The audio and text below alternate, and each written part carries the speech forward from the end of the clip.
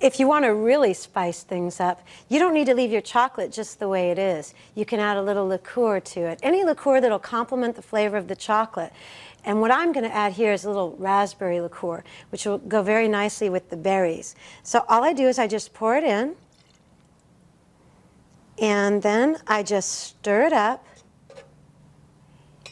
And you don't have to use dark chocolate. We chose dark chocolate because it has good antioxidant properties. But you can use white chocolate or milk chocolate, any kind of chocolate that you prefer.